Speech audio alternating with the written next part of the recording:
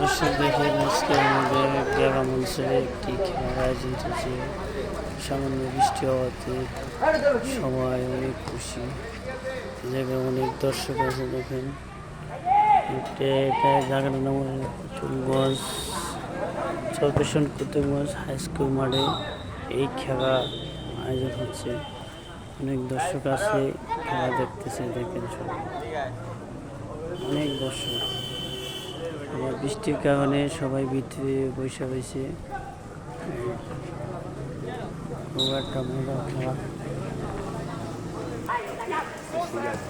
এখানে একটা ও আরে আরে